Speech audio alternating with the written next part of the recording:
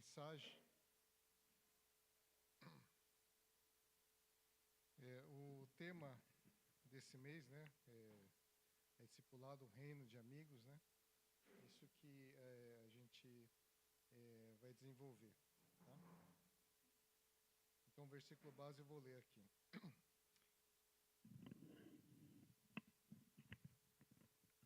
Este é o meu mandamento: amem-se uns aos outros como eu amo vocês. Não existe amor maior do que dar a vida por seus amigos. Vocês serão meus amigos se fizerem o que eu ordeno. Já não chamo de escravos, pois o Senhor não me faz confidências a seus escravos. Agora vocês são os meus amigos, pois eu lhes disse tudo o que o Pai me disse. Vamos orar. Pai de amor, te louvamos, te agradecemos essa oportunidade de estarmos aqui. Senhor Deus, que nós possamos sentir acolhidos por Ti. Senhor Deus, que essas palavras façam sentido e realidade em nossas vidas, que isso possa ser mudado, Senhor Deus, e seja impactado, Senhor Deus. Te louvo, te agradeço, no nome e por amor de Jesus. Amém.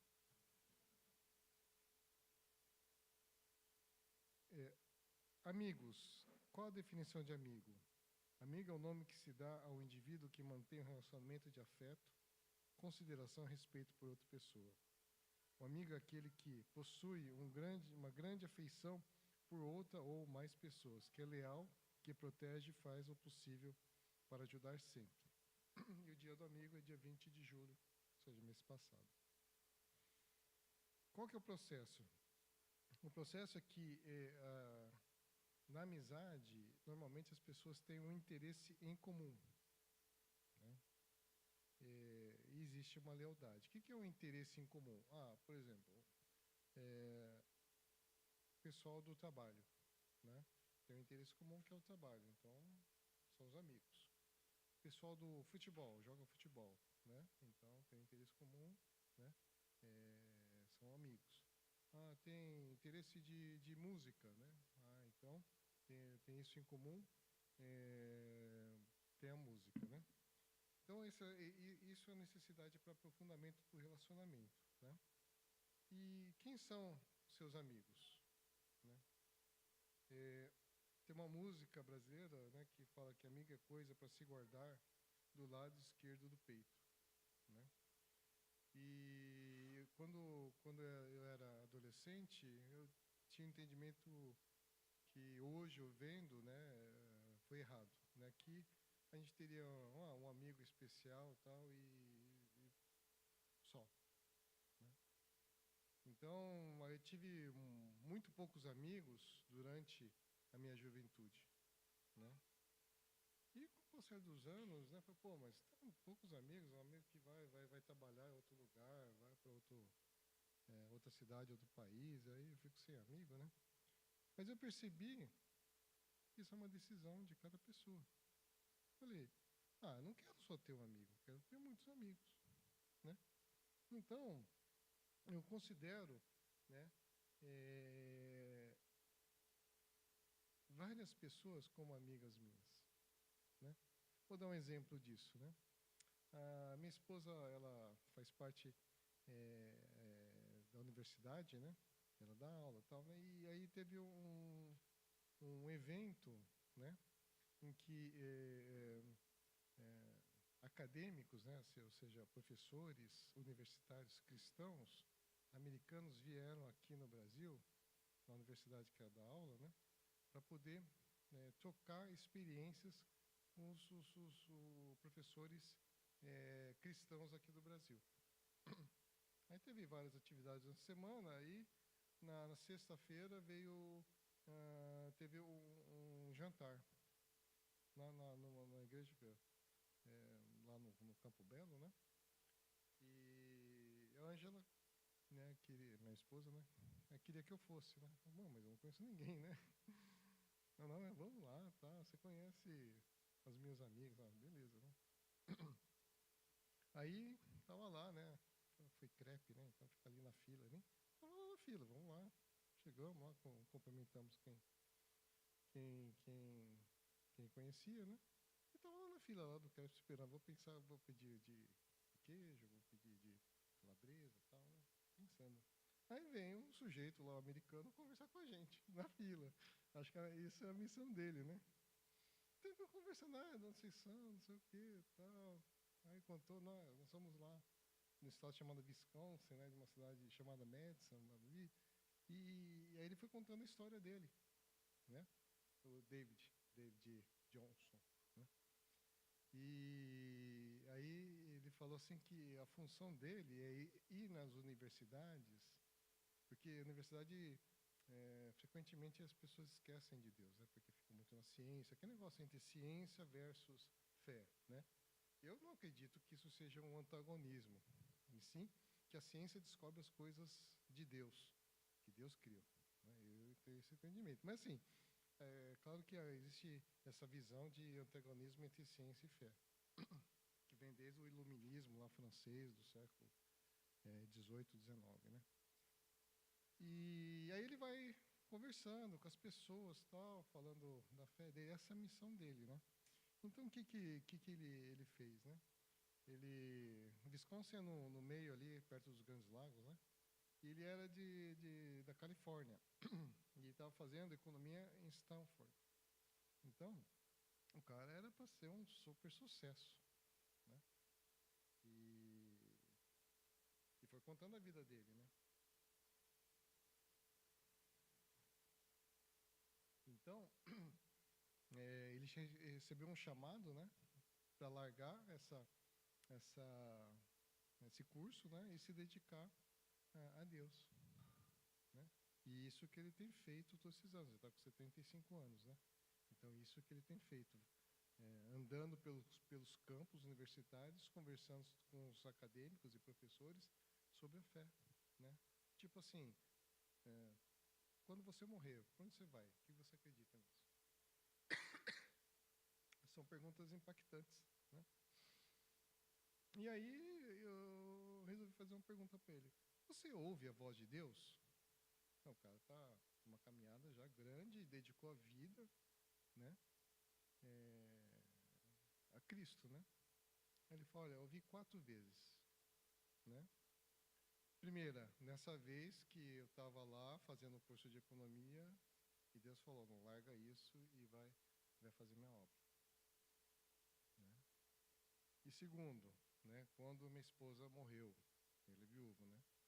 Então ela continua que eu estou junto de você, né? As outras duas ele me contou, não deu tempo de contar porque a gente estava comendo e tal, né? Então a gente ficou amigo. Uma hora ali que a gente sentou na fila, o cara veio, a função dele é fazer conversar, né? E a gente ficou amigo, né? E eu considero ele meu amigo, né? Então, assim, isso é muito legal, né? Porque a barreira maior é nossa. A gente conversa. Eu falo, vou fazer o seguinte, vou falar uma coisa profunda, perguntar profunda. Você ouviu a voz de Deus? E assim, interessante, né? Porque a gente pensa que as pessoas mais avançadas tal, ficam ouvindo a voz de Deus direto, né? Não é todas as pessoas que são, né, de Deus têm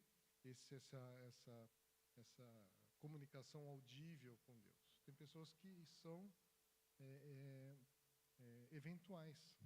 Não, tem pessoas que veem toda a comunicação, o Espírito Santo está falando, faz assim, colocar tudo isso. Tem pessoas assim. Mas outras não, mas não quer dizer que elas sejam menos ungidas ou menos de fé. Porque esse meu amigo, o David, ele ouviu 4 vezes a Deus na vida inteira. Mas não dá para duvidar de que ele é um homem de Deus, né? Então, assim, agora é meu amigo. Não, vai lá, você fica na minha casa, deu cartão, deu telefone, não sei o quê, vem visitar. Amigo, a gente virou amigo, né? E quantos amigos a gente faz, assim, vai no evento, principalmente na igreja, né? E conversa e tal. Não, fica aqui comigo, né? Então, isso é muito de nós, né? Muito de nós. Agora, o que a gente tem em comum? Essa pessoa aqui, Jesus Cristo. Ela nos torna amigos, mas também nos torna irmãos, porque a gente é co-herdeiro. Então eu posso chamar assim, irmã Paula, né? Pode chamar irmã Paula. Por quê? Porque a gente está em Cristo. A gente somos irmãos em Cristo. Né? Então, Cristo, com o seu sangue, nos une. Né? Com a sua missão redentora, nos une.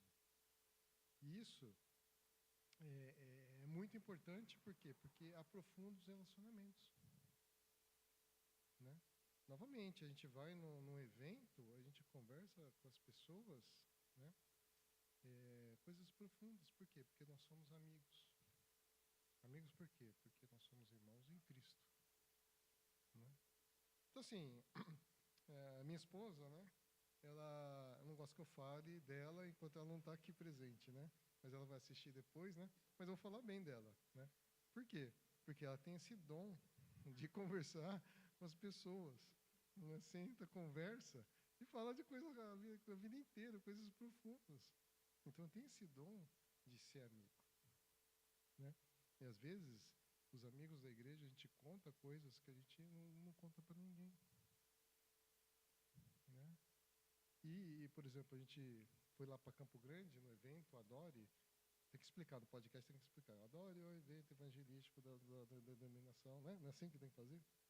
Porque está online, né? Então tem que explicar. Que é um evento da denominação para poder evangelizar, poder servir, né? Entendeu? Poder receber também.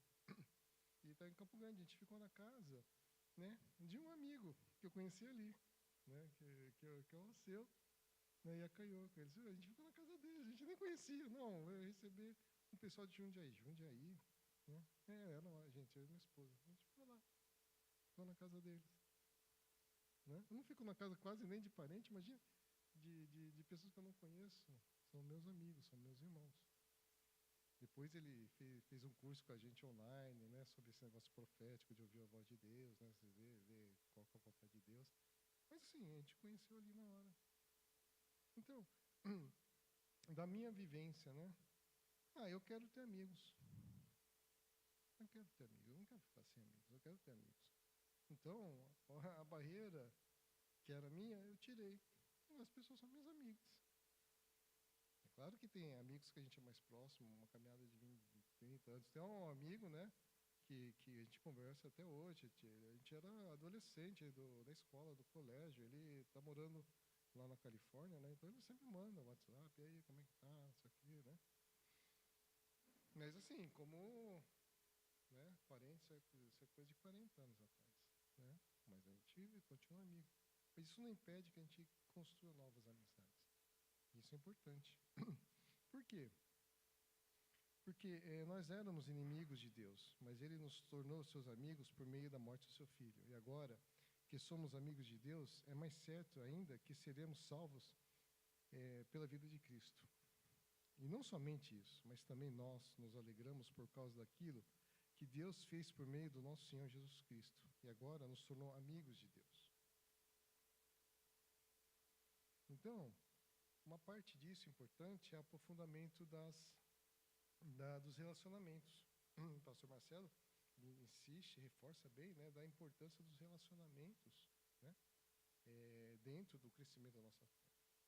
Nosso primeiro relacionamento com Deus é um relacionamento vertical e o relacionamento horizontal dos nossos pares humanos. Né?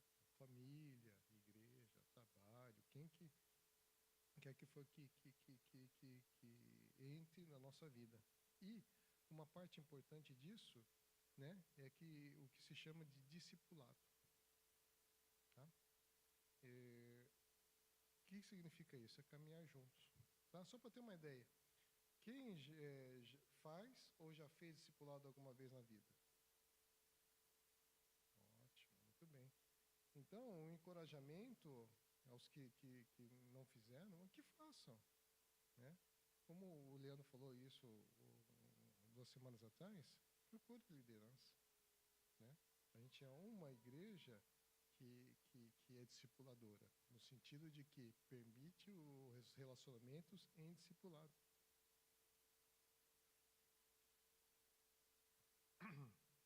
Mas sim, caminhar junto é uma coisa que é um pouquinho diferente do que eu estou fazendo aqui. Né? É quase que eu estou dando, assim, tipo, uma aula, uma palestra, né? Então, qual que é a diferença entre o estudo bíblico e o discipulado? Né? Às vezes, assim, no começo, não, vamos fazer o estudo bíblico do discipulado. Não, as coisas estão um pouquinho, né, confusas aí, né? Então, o que é estudo bíblico? O estudo bíblico é mais ou menos como uma aula da faculdade, da escola, né? É teoria, né? Mas, assim, dá para aprender as coisas na, na aula teórica? Dá, mas, assim, na hora de praticar, fica difícil, né? Então, por isso que tem que ter um estágio, uma teoria na prática com supervisão. Né? Estava até comentando com o Edu assim, não, se eu quiser aprender a fazer martelinho de ouro, se eu estudar todos os documentos que existem de martelinho de ouro para consertar a carroceria do carro, eu vou saber fazer? Aí o Edu falou, não dá para saber fazer. Então como é que eu vou aprender a fazer o martelinho de ouro? Não, você tem que ficar aqui comigo, eu ensino, ó, tem que fazer desse jeito, aqui nessa situação faz desse jeito, esse aqui não precisa, precisa de outra coisa. Então eu tenho que aprender na prática. Tá? Então, assim, eu estou falando uma coisa assim, que na realidade é teórica. Mas isso, para transmitir para a vida de vocês, é muito pouco provável. Na realidade, somente 10% das pessoas conseguem fazer isso. Né? É a pirâmide do aprendizado. Né? Chama Glaser que fez essa pirâmide. Então, assim, muito poucas pessoas aprendem. Ah, entendi. Tá bom, eu vou fazer. Muito poucas pessoas aprendem desse jeito. Né? Eu suspeito que minha filha aqui seja uma delas. Então, assim, a maior parte tem que estudar bastante, pegar e fazer. E o maior aprendizado é quando alguém ensina a fazer. Ah, eu não sei fazer bolo. Ah, tem que pegar aqui a farinha, põe 2 ovos, um pouquinho de óleo, açúcar, bate assim, mistura o fubá, põe fermentinho. Mas será que dá para fazer isso? Né? Não, pera um pouquinho, vem comigo. Você sai tudo empapado da primeira, né? Vem comigo.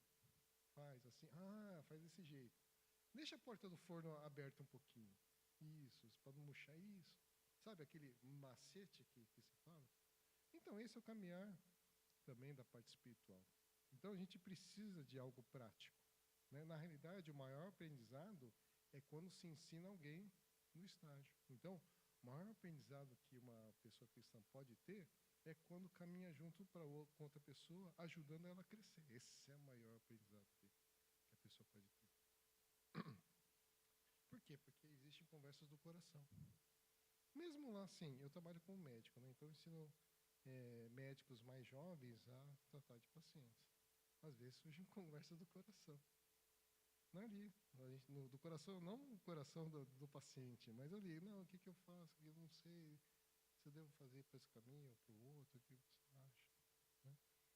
Então, quanto menos se espera. Então, o que é o discipulado? Né? É a criação de um ambiente que o Espírito Santo possa trabalhar. Por quê? Porque, no fundo, quem está caminhando junto com outra pessoa menos experiente não é que vai ensinar as coisas. Né? É que vai criar um ambiente propício para o Espírito Santo, que esse é o autor do milagre. Então, como é que é o crescimento espiritual? Por exemplo, assistir cultos aqui. Eu não estou criticando vocês. Né? Estou falando assim que assistir culto é uma coisa passiva, vocês estão recebendo. Né? Fica no banco sentado. Tem um termo assim que chama bancário. Né? Só vem aqui no culto e vai embora. Né? Então, isso, a probabilidade de crescimento disso é pequena. A gente tem consciência disso, mas não quer dizer que, gente, vamos encerrar o culto porque não serve para nada. Não é isso. Tem só serventia que eu vou mostrar mais tarde. Né? E o discipulado é vida na vida, uma atitude ativa, um ambiente propício para a ação do Espírito Santo.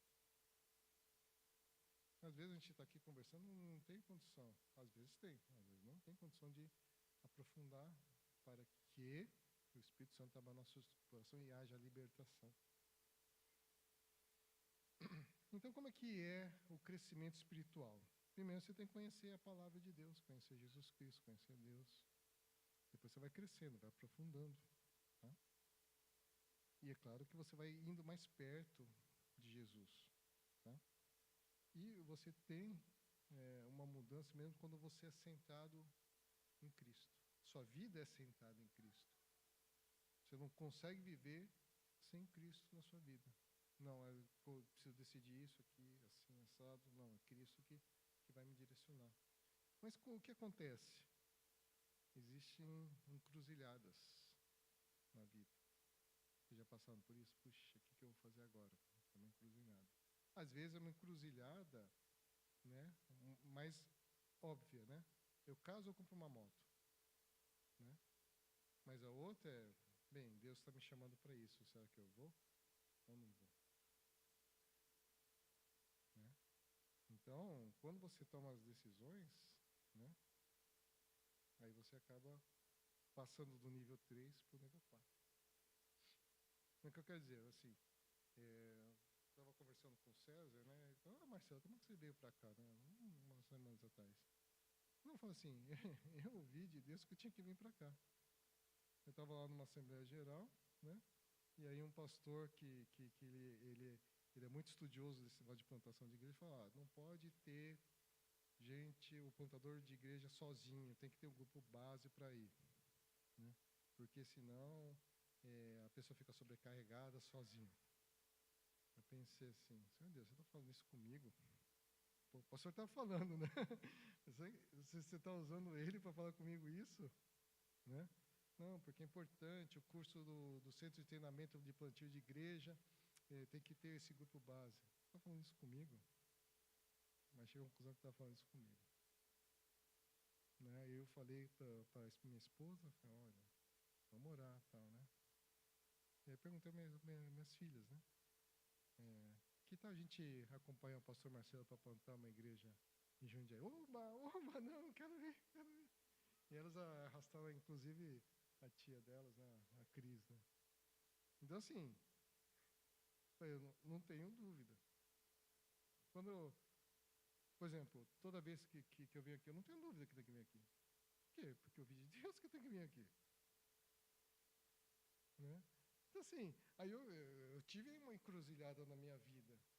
Saí de uma igreja que eu estava lá há 20 anos, estava confortável, não tinha minha posição lá, ia fazer minhas coisinhas lá, e do que uma coisa nova. Tinha uma encruzilhada, o que eu vou fazer? Aí que tá, se você conhece a Deus, né? É claro que eu consultei o pastor titular lá, pastor Luiz, o pastor, o que você acha? Não, é importante, importante. Aí o pastor Marcelo, ó, foi sentido, vamos junto, estamos aqui, né? Graças a Deus. Então, são encruzilhadas que a gente encontra na vida. Não estou falando que eu sou melhor ou pior.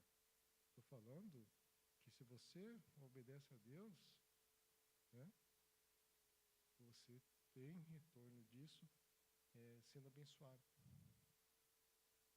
E esse filminho da Dory Kids aqui, esse é um exemplo. Eu nunca ia fazer isso na igreja que eu estava antes. Por quê? Porque tem toda a equipe certinha, vai ser dividido, tudo certinho. Então, do que a gente vivenciou e provou, que a nossa fé é provada nisso, né, a gente fica com mais fé. Então, são encruzilhadas na vida. Todo mundo vai ter essa encruzilhada na vida. Vou para lá, vou para cá. Vou, né? Para frente ou não, né? E o que acontece? Olha só. Isso aqui está escrito em Ezequiel, né? Depois disso, o homem me levou de volta à entrada do templo. E notei que jogava água para o leste, por baixo da porta do templo, e passava à direita do altar, do lado sul. E me levou para fora do muro, pela porta norte, e me conduziu até a entrada leste. Ali vi água que corria pelo lado sul da porta leste. O homem me conduziu pela água. Enquanto caminhávamos, iria medindo. Quando percorremos 500 metros, ele me levou para o outro lado do rio. E aí, a água ali chegava aos tornozelos. Mediu mais 500 metros, atravessamos o rio novamente. Dessa vez, a água chegava aos meus joelhos. Depois, mais 500 metros, chegava à minha cintura. Então, ele mediu mais 500 metros e ali a água era fundo o suficiente para atravessar nado, mas no fundo demais para atravessar a pé. Então, às vezes, o Espírito Santo convida você a um lugar que não dá mais pé, que não tem segurança. você vai depender somente de Deus. Quando eu vim para cá, já tinha plantado igreja? Não. Não, isso é um problema do pastor, né, meu? Não, é de todo mundo. E o que a gente fez? Deixamos a correnteza do Espírito Santo nos levar e estamos aqui. Né? Então, né, é uma alegria imensa, imensa, uma satisfação imensa a gente estar num lugar onde Deus quer que a gente esteja e fazendo o que Deus quer que a gente faça. Mas assim a gente tem que ter a decisão de não ter mais pé, de mergulhar fundo, não no tornozelo, mas mergulhar nas águas do Espírito Santo, que a gente não sabe onde leva, mas sabe que vai ser um lugar bom. São as decisões, as encruzilhadas. Então, nesse processo aqui, 1, 2, 3, 4, tem as influências externas, né?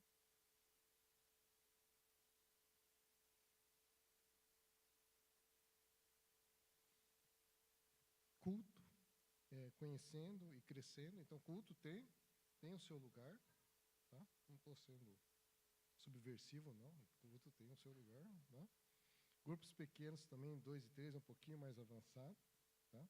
O discipulado é 2, 3 e 4, tá? E quando você começa a servir, você realmente está sentado. Percebe? Tá? Então, imagine onde você está. Esse é um livro, né? Descubra onde você está. Onde você está na escadinha aqui. Tá? E onde você quer estar nos próximos tempos.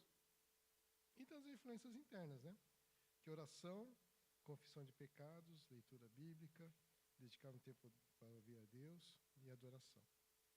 Aqui a parte que não é muito popular é a confissão de pecados, né? Não é muito popular isso, né?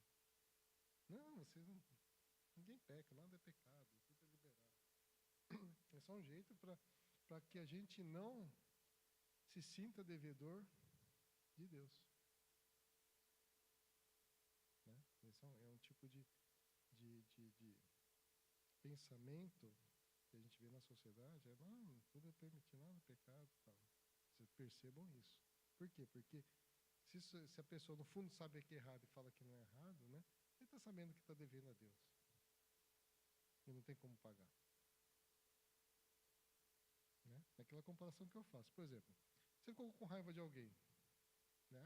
Alguém que você nem conhece, no trânsito, no banco, no mercado, alguém que passa lá, cliente seu, ficou com raiva. Essa pessoa morrer. Você já matou a pessoa. Como é que você vai reparar isso perante a Deus?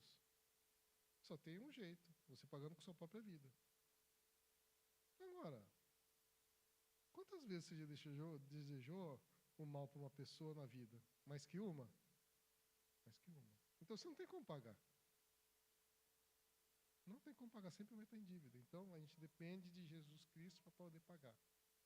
Porque é aquele negócio, né? Imagine um Deus infinito, infinitamente puro, né? Que faz um sacrifício infinitamente injusto. Quantos pecados ele pode pagar? Infinitos. Os que ocorreram, os que estão ocorrendo e os que vão ocorrer.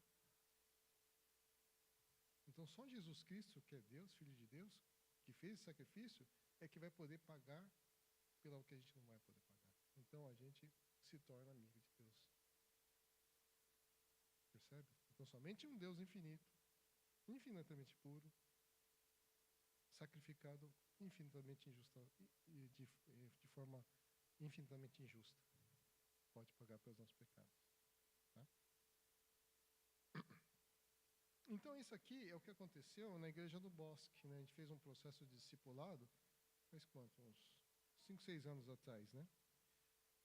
Que é semear, né, no culto dominical, acolhimento, regar em pequenos grupos, acompanhar, discipulado, e frutificar, né? Que é fazer discípulos, servir, evangelizar. Essa seria a ideia, né? Então, para vocês poderem visualizar como é que seria esse processo de discipulado, tá? Então, isso que está acontecendo no Bosque hoje, tá bom? Então, tem tem passos de uma trilha. Então, tem uma trilha, tem etapas, tá? Então, primeiro, ser discípulo de Jesus, uma vida de discípulo, um crescimento na fé, ter as disciplinas espirituais, relacionamento com o reino de Deus, frutificação, e nessa frutificação é fazer outros discípulos e servir. Essa é a ideia. Então, esse processo, que é do Bosque, isso foi customizado para o Bosque, personalizado para o Bosque, individualizado para o Bosque. Não necessariamente para nós, mas isso é uma ideia base, por quê? Porque foi uma discussão bastante profunda e extensa. Tá? Então, a princípio, o discipulado é um processo que tem começo, meio e fim. Não quer dizer que, terminado o discipulado, as pessoas terminam o relacionamento. O relacionamento é pela vida toda.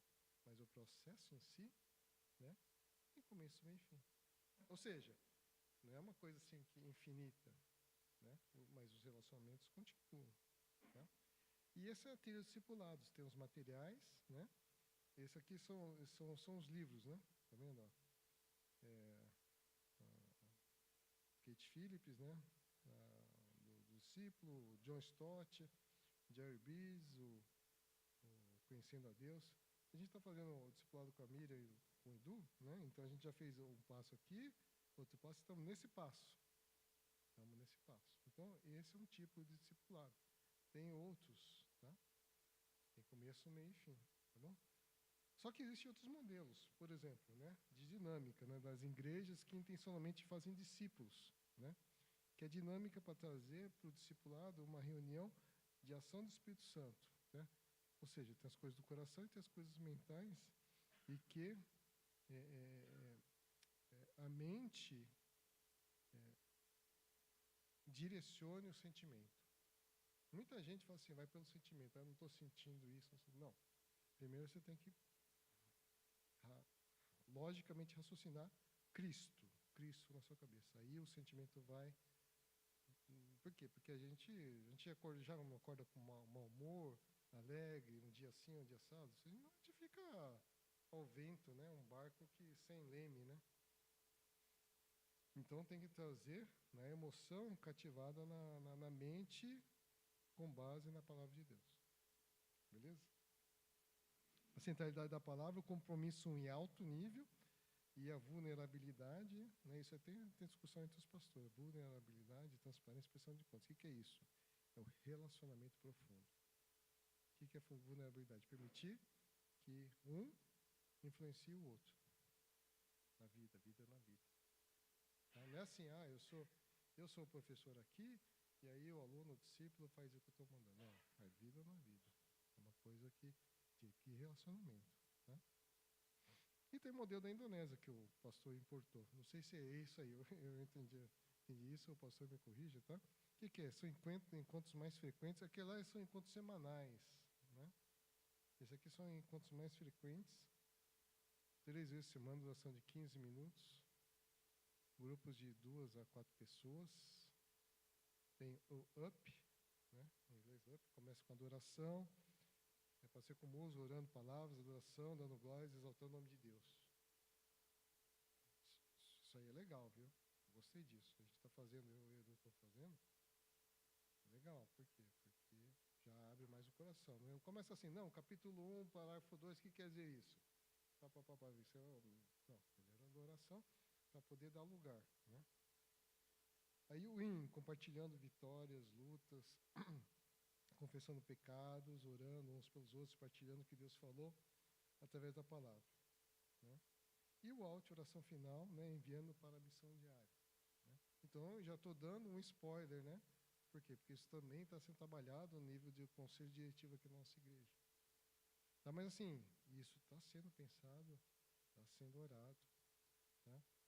Então, isso é um convite para vocês, quem não está em discipulado, né, para poder participar, né? Sim, a minha impressão, né, vou até comentar isso na nossa reunião da direção, né, é que isso aí tem uma parte legal, né, que é entrar direto na adoração a Cristo do Espírito Santo. Tá? Mas assim, o problema é que é bom que é muito frequente em 15 minutos, mas a gente não conseguiu fazer uma vez 15 minutos. Não conseguiu fazer uma vez, então estoura o tempo, né? Então, isso é uma coisa assim que é para nortear, mas né, acaba sendo bom até um pouco mais, né? Mas a gente vai conversar isso na liderança ainda, né?